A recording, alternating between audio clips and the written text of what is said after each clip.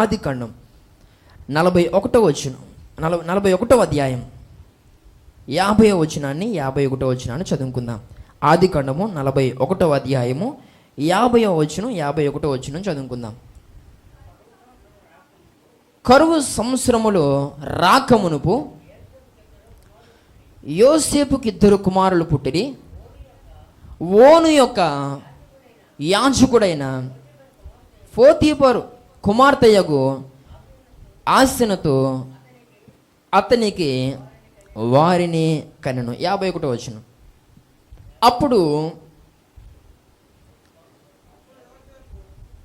అప్పుడు యోసేపు, దేవుడు నా సమస్త బాధను నా తండ్రి ఇంటి వారందరినీ నేను మరిచిపోవునట్లు చేసేనని చెప్పి తన జ్యేష్ఠ కుమారునికి మనషే అను పేరు పెట్టెను. దేవునికి స్తోత్రం కలుగును గాక.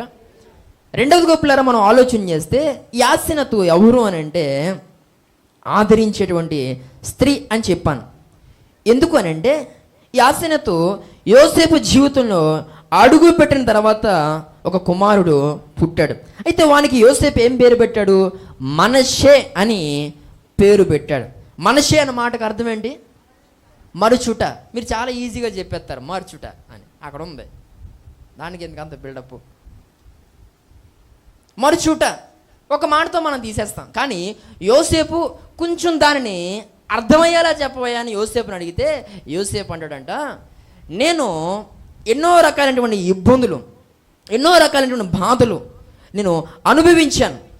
అయితే నా సమస్త బాధల నుండి నా భార్య అయినటువంటి ఆసెనతు నన్ను ఏం చేసింది? ఆ బాధలన్నింటినీ కూడా మరిచిపోయేలా చేసింది. దేవునికి స్తోత్రం కలుగును గాక. నా సమస్త బాధలను నేను ఈరోజు మర్చిపోగలిగాను అని అంటే నా జీవితంలో అడుగుపెట్టినటువంటి ఆసెనతే కారణం.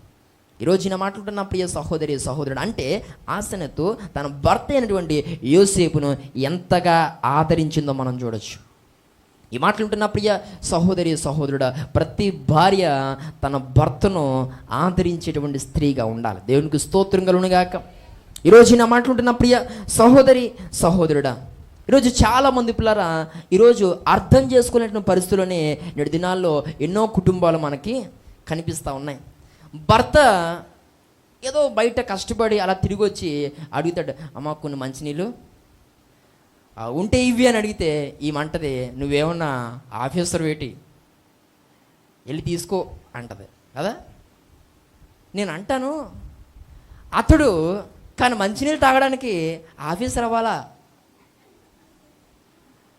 నువ్వు కొన్ని మంచినీళ్ళు ఇవ్వడానికి అతడు ఒక ఉద్యోగస్తుడు అయి ఉండాలా? నాకు తెలగ అడుగుతున్నాను. కొంతమంది భర్తలు భార్యలు, నువ్వేమైనా గవర్నమెంట్ ఎంప్లాయీ వేటి చిన్నది అందించమంటే నీకు అన్నీ అందించడానికి, నీకు అన్నీ ఎత్తిరెట్టడానికి నువ్వేమైనా గవర్నమెంట్ ఎంప్లాయీవా? ఏదో విషయంలో ఆమెకు సహాయం చేయడానికి నీ భార్య గవర్నమెంట్ ఎంప్లాయీ అవ్వాలా?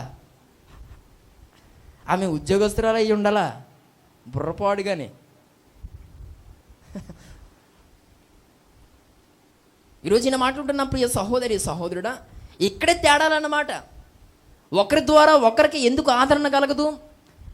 ఎక్కడ తేడా అంటే ఏం కాదు, ఈ మాటలే, ఇలాంటి మాటలే, నొప్పించేటువంటి మాటలు, మనస్సును గాయపరిచేటువంటి మాటలు. ఈరోజు నేను మాట్లాడుతున్న ప్రియ సహోదరి సహోదరుడా, ప్రతి ఒక్కరు, అంటే ఈ మాటలన్నీ కూడా నేను స్త్రీకి మాత్రమే నేను చెప్పడం లేదు, ప్రతి ఒక్కరికి ఈ మాటను నేను ఆపాదించి మాట్లాడుతూ ఉన్నాను. ఈరోజు పిల్లరా స్త్రీ భర్తను ఆదరించేటువంటి స్త్రీగా ఉండాలి. ఇంకా పిల్లరా మనం బైబిల్ గ్రంథంలో చూడగలిగితే చాలా సందర్భాలు పిల్లరా మనం బైబిల్లో చూడొచ్చు. ఆదికాండం 24వ అధ్యాయము 67వ వచనంలో కూడా ఒక సందర్భాన్ని మనం చూస్తాం. ఇస్సాకు తల్లి అయిన శారా గుడారములోనికి ఆమెను తీసుకుని పోయాను. అట్లు అతడు రిబ్కాను పరిగ్రహింపగా ఆమె అతనికి భార్య ఆయను. అతడు ఆమెను ప్రేమించెను. అప్పుడు ఇస్సాకు తన తల్లి విషయమై దుఃఖ నివారణ పొందాను. దేవునికి స్తోత్రం కలుగును గాక. అంటే ఎప్పుడైతే ఇస్సాకు ఈ యొక్క రిబ్కాను వివాహము చేసుకున్నాడో తదుపరి దినాలలో అతడు తన తల్లి విషయమే తనకున్న దుఃఖము నివారణ అయినట్లుగా మనం చూస్తాం. అంటే రిబ్కా ఇస్సాకును ఏం చేస్తుంటుంది? ఆదరించుంటుంది. ప్రతి స్త్రీ భర్తను ఆదరించేటువంటి స్త్రీగా ఉండాలి. ఈరోజు నా మాట్లాడుతున్న ప్రియ సహోదరి సహోదరుడా, మీరు అలాగే చెప్పండి అన్నట్టు పురుషులు చూస్తారా? మీరు అలాగే చెప్పండి. ఈ మధ్య బాగా ఎక్కువ పట్టించుకోవట్లేదండి అసలు అని పురుషులు అనుకుంటారు. కానీ నేనేమంటానంటే అక్కడ ఆ మాట తిరంగా చదువుదాం. అక్కడ ఇస్సాకు అతడు ఆమెను ప్రేమించెను కాబట్టి ఆదరించబడ్డాడు. దేవుని స్తోత్రం కలుగును గాక. నీకు ఆదరణ దొరకట్లేదంటే అర్థం ఏంటబ్బా? మీరు ఆగండమ్మా, మీరేటి? నేను ఏదో ఇటు చెప్పుకుంటుంటే కొన్ని సందర్భంలో పురుషులు మీకు ఆదరణ కలగట్లేదంటే అర్థం ఏంటి? అంతే మరి. దేవుని స్తోత్రం కలుగును గాక. ఇది తేడా వస్తేనే అది తేడా అవుతుంది. ఇది తేడా రానంతసేపు అది తేడా రాదు. దేవునికి స్తోత్రం కలుగును గాక. ఈరోజు నా మాట్లాడుతున్న నా ప్రియ సహోదరి సహోదరుడా, ఈ ప్రేమించడంలో తేడా జరిగితే నీకు నిద్ర ఉండదు ఇక. దేవుని స్తోత్రం కలుగును గాక. స్త్రీని నిర్మించేటప్పుడు దేవుడు పురుషునికి ఏం కలుగు చేశాడట? గాఢ నిద్ర. ఈ మనం ప్రేమించే విషయంలో తేడా చేస్తే ఇక అదే ఫస్ట్ అండ్ లాస్ట్ నిద్ర. ఇక జీవితంలో మళ్ళీ నిద్ర ఉంటుంది. ఇక ఆదరణ లేకపోతే ఇంకా ఎలా ఉంటుంది నిద్ర? దేవుని స్తోత్రం కలుగును గాక. గమనించాలి. నవ్వుదిరి కానీ మీకు చెప్తాను. ఇప్పుడు ఆదాముకు పిల్లరా ఆ ప్రక్కటెముకను తీసేటప్పుడు దేవుడు ఆదాముకు ఏం కలిగించాడట? అంటే ఒక స్త్రీని నిర్మించేటప్పుడు దేవుడు ఆదాముకు గాఢ నిద్ర. మనోడు అప్పుడు ఎంత ప్రశాంతంగా ఉండుంటాడో, ఎంత సమాధానంగా ఉండుంటాడో. అవునా కదా? ఈరోజు నేను అంటాను, ఒక భార్యగా నీ భర్తకు నువ్వు అంత ప్రశాంతతను ఇవ్వగలగాల. దేవుని స్తోత్రం కలుగును గాక. అంత శాంతిని ఇవ్వగలగాలి. అదే ఫస్ట్ అండ్ లాస్ట్ నిద్రలాగా చేసేకూడదు. దేవుని స్తోత్రం కలుగును గాక. నిన్ను బట్టి ఆదరణ పొందాలి. నిన్ను బట్టి పిల్లల ధైర్యపరచబడి ముందుకు వెళ్ళాలి. ఎన్నో ఇబ్బందులు కుటుంబాల్లో చోటు చేసుకుంటాయి. ఎన్నో కష్టాలు కుటుంబంలో చోటు చేసుకుంటాయి. ఎన్నో సమస్యలు కుటుంబంలో చోటు చేసుకుంటాయి. ఎన్నో దయానికమైన పరిస్థితులు మన జీవితంలో చోటు చేసుకుంటాయి. అలాంటి సమయాల్లో ఒకరిని ఒకరు ఆదరించుకుంటూ ప్రోత్సహించుకుంటూ ఉండాలి. దేవునికి స్తోత్రం కలుగును గాక. ఈరోజు ప్రియ సహోదరి సహోదరుడా, కష్టం ఒకరికి కలిగితే ఈరోజు మరి ఒకరు పట్టించుకునేటువంటి విధానంలో ముందుకు వెళ్తే సరికాదు. ఒకవేళ ఒకరు బలహీనంగా ఉంటే మరొకరు అసలు ఆ విషయంలో ఆలోచించిన పరిస్థితి ఉంటే సరికాదు. ఈరోజు పిల్లరా కుటుంబంలో ప్రతి ఒక్కరూ పిల్లరా ఒకరికి ఒకరు ఆదరణ కలిగించుకునేటువంటి వారిగా ఉండాలి. దేవునికి స్తోత్రం కలుగును గాక. ఈరోజు నా మాటలు ఉంటున్న నా ప్రియ సహోదరి సహోదరుడా, ఏ కష్టం వచ్చినా, ఏ ఇబ్బంది వచ్చినా, ఏ శ్రమ వచ్చినా ఒకరిని ఒకరు ఏం చేయాలి? బలపరుచుకోవాలి. ఒకరిని ఒకరు ఆదుకోవాలి. ఒకరికి ఒకరు పిల్లరా కన్నీరు తుడిచేటువంటి వారిగా ఉండాలి. ఈ ప్రత్యేకమైన సమయంలో పిల్లరా ఇలా మాట్లాడుతున్న ప్రియ సహోదరి సహోదరుడా, హన్నా ఎంతగానో కన్నీరు కారుస్తూ ఏడుస్తూ ఉంటే తన భర్తని ఎల్కానా ఏం చేశాడు? ఆదరించాడు. ఏమండి, అక్కడ రివర్స్ అన్నమాట.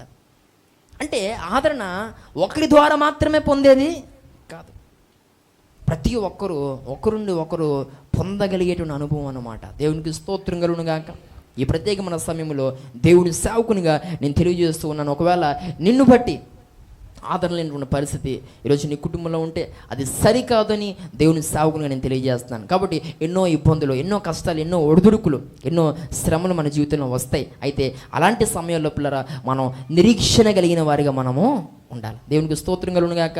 భర్త కష్టానికి తట్టుకోలేక, లేకపోతే ఆ వస్తున్నటువంటి ఆటుపోట్లు, ఆ దెబ్బలకు తట్టుకోలేక కొన్ని సందర్భంలో పిచ్చి పిచ్చిగా మాట్లాడతాడు. నువ్వేం చేయాలి? ఆదరించాలి. కొన్ని సందర్భంలో పని ఒత్తిడిని బట్టో భార్య పిచ్చి పిచ్చిగా మాట్లాడుతుంది. అంటే తిట్టుకోవడం కాదు, నిందించుకోవడమో లేకపోతే ఎందుకు వచ్చింది అంటూనో ఏదో ఒక రకంగా ఏమండి ఫీల్ అవుతూ బాధపడే పరిస్థితి ఉంటుంది. ఆ సమయంలో భర్త ఆదరించేటువంటి పరిస్థితిలో ఉండాలి. ఈరోజు నా మాట్లాడుతున్న ప్రియ సహోదరి సహోదరుడా, ఈరోజు మన కుటుంబాల్లో దేవుడు అద్భుతం చేయగలడన్న నిరీక్షణ మనకు ఉండాలి. దేవునికి స్తోత్రం కలుగును గాక. ఈరోజు నా మాట్లాడుతున్న ప్రియ సహోదరి సహోదరుడా, స్విచ్ చేస్తాం, స్విచ్ చేసిన వెంటనే ఫ్యాను తిరుగుద్ది, స్విచ్ ఆపేస్తాం, ఆపిన వెంటనే ఫ్యాను ఆగదు. మన జీవితంలో శ్రమలు, కష్టాలు, ఇబ్బందులు కూడా అంతే. రావడం చాలా త్వరగా వస్తాయి, కానీ వెళ్ళడం ఆలస్యంగా వెళ్తాయి. కానీ పిల్లరా, మనం సహనం కలిగి ఉండాలి, ఓపిక పట్టాలి. అందుకు దేవుణ్ణి సహాయం చేయమని అడగాలి. ఈ మధ్యలో నీవు నలిగిపోవడానికి వీలు లేదు, నీవు తలడిల్లిపోవడానికి వీలు లేదు, నువ్వు ధైర్యం కోల్పోవడానికి వీలు లేదు, నువ్వే ఏదో ఒకటి చేసేసుకోవడానికి వీల్లేదు. నీ జీవితంలో దేవుడు అద్భుతం చేయగలడు. ఈ శ్రమ, ఈ శోధన, ఈ కష్టం, ఈ బలహీనత కుదిరేటువంటి కాలం ఒకటి దేవుడు నా జీవితంలో కలుగు చేస్తాడు. నేను కోల్పోయిన ఆనందాన్ని, సంతోషాన్ని, సమాధానాన్ని దేవుడు నాకు మరలా ఇస్తాడు. నా జీవితంలో కుదురుబాటు కాలం అనేది దేవుడు నాకు ఒకటి నిశ్చయిస్తాడు. ఖచ్చితంగా నా దేవుడు అలా మేలు చేయడానికి ఆయన సమర్థుడు అని నువ్వు అనుకోవాలే తప్ప దేనిని బట్టి నువ్వు రాంగ్ డెసిషన్ తీసుకోవడానికి వీలు లేదు.